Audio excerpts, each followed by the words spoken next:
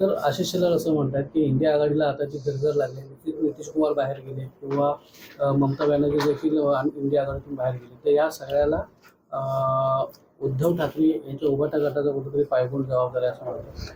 असं आहे की एक मराठीमध्ये म्हण आहे की कोडग्या कोडग्या लाज नाही आणि कालचं बोलणं आज नाही, अशी एक म्हण आहे. आणि मला असं वाटतं की ही म्हण भारतीय जनता पार्टीला तंतोतंत लागू पडते. खूप मोठ्या साधन सुचितेच्या गप्पा मारायच्या, खूप मोठ्या तत्वाच्या गप्पा मारायच्या, खूप मोठे आम्ही पार्टी विथ डिफरन्स म्हणजे सगळ्या पक्षांपेक्षा आमचाच पक्ष कसा वेगळा हे सांगायचं.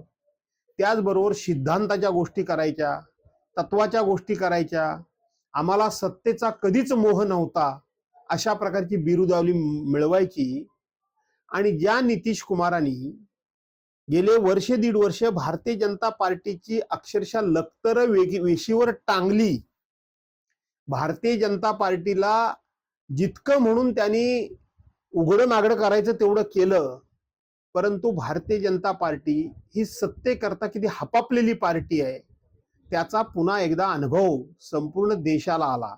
आणि म्हणून त्या सत्तेकरता नितीश कुमारांच्या बरोबर भारतीय जनता पार्टी गेली.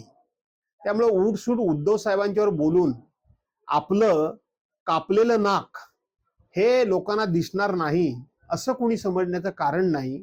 एवढंच फक्त या बाबतीत बोलेल. मी या बाबतीत न बोलण्याचा निर्णय घेतला होता, परंतु तुम्ही आता आलात म्हणून सांगतो की मगाशी म्हटल्याप्रमाणे की कोडग्या कोडग्या लाज नाही आणि कालचं बोलणं आज नाही, हे भारतीय जनता पार्टी इतकं उत्तम उदाहरण दुसरा कुठला पक्ष असेल असं मला वाटत नाही.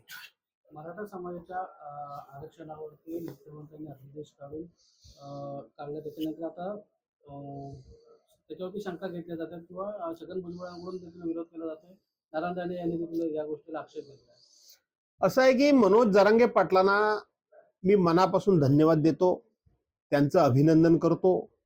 त्यांच्या नेतृत्वावर विश्वास ठेवून कोट्यावधी मराठा समाजानं त्यांच्या पाठीशी खंबीरपणे उभं राहण्याचं, कुठल्याही प्रकारचा शंका संशय न घेता जे काम केलं त्याबद्दल सुद्धा मी त्यांचं अभिनंदन करतो.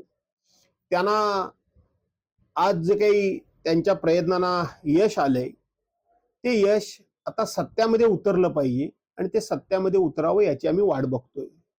त्याचबरोबर ओबीसी मध्ये कुठेही आम्ही धक्का न लावता सरसकट सगळ्या मराठा समाजाला आरक्षण आम्ही देऊ असं जे सरकार सांगतंय. आणि आमची देखील मागणी तीच आहे की तुम्ही कसं द्यायचं हे तुम्ही ठरवा. राजकारणातील प्रत्येक अचूक बातमीचे सर्वात आधी अपडेट्स मिळवण्यासाठी सरकारनामाच्या सर्व सोशल मीडिया प्लॅटफॉर्मला लाईक, फॉलो आणि सबस्क्राईब करा. तसंच सर्व नोटिफिकेशनसाठी बेल आयकॉन प्रेस करायला विसरू नका.